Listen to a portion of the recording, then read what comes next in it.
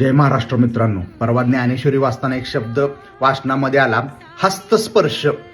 अशा व्यक्तींचा सहवास आपल्याला लाभणं काही काळापुरता, काही सेकंदापुरता, की त्यांच्या सहवासामुळं आपल्या व्यक्तिमत्वाला, आपल्या जीवनाला कलाटणी मिळते, चांगल्या प्रकारची कलाटणी मिळते.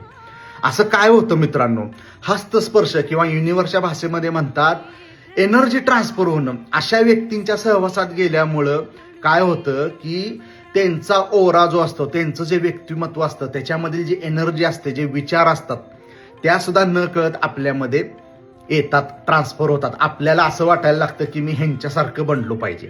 मोठी लोक असतात ते काही ढगातून पडलेले नसतात, आपल्यासारखे सर्वसामान्य असतात, पण ते तिथपर्यंत पोहोचलेले असतात.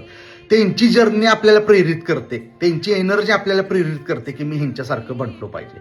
आपल्या कंपनीच्या सीईओला जर भेटायचं असेल तर शक्य नसतं, पण ज्यावेळी भेटतो ना मित्रांनो, त्यावेळी आपल्यामध्ये एक वेगळ्या प्रकारची उर्मी तयार होते. कसे पोचले असतील हे इथं, यांचे काय सिक्रेट्स असतील, काय विचार असतील, हे आपल्याला प्रभावित करतात, त्यांची एनर्जी आपल्याला प्रभावित करते.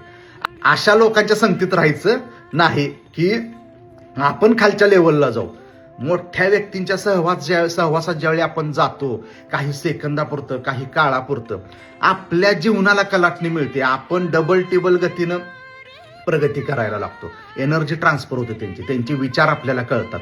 म्हणून आपल्या आईवडिलांनी आपल्याला लहानपणापासून सांगितलंय मोठ्या व्यक्तींच्या सहवासात राहायचे, त्यांचे विचार ऐकायचे, त्यांच्या सवयी काय आहेत ऐकायचे. तुम्हाला जर मला पैशाच्या भाषेत जर बोलायचं झालं, करोड रुपये कमवायचे असतील ना, तर करोडपती झालेल्या लोकांचे विचार ऐकले पाहिजेत ना. ते कसे मोठे झाले, त्यांनी कशी इन्व्हेस्टमेंट केली. मला कमवायचे करोडपती आणि माझे सगळे सवंगडी मी ते ऐकत बसले, ज्यांचा पगार 20-25 हजार आहे, त्यातनं मला काय थॉट्स मिळणार ना. विचार बदलावे लागतात. विचार कधी बदलतात, ज्यावेळी आपण अशा मोठ्या व्यक्तींच्या संपर्कात येतो, त्यांचे विचार ऐकतो, त्यांची ऊर्जा ज्यावेळी आपल्यामध्ये ट्रान्सफर होते, त्यावेळी आपल्याला ते सगळं समजतं आणि आपल्या जीवनाला कलाटणी मिळते.